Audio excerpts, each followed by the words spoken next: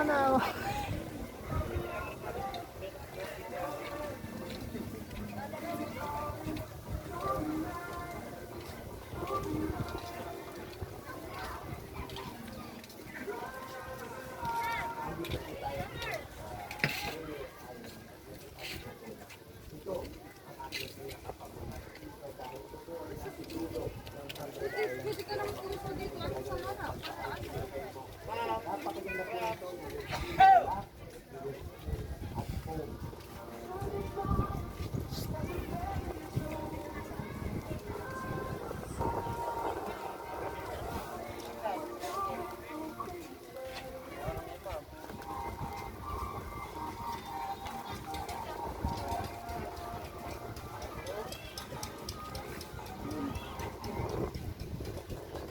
Gusto niyo pumunta dito?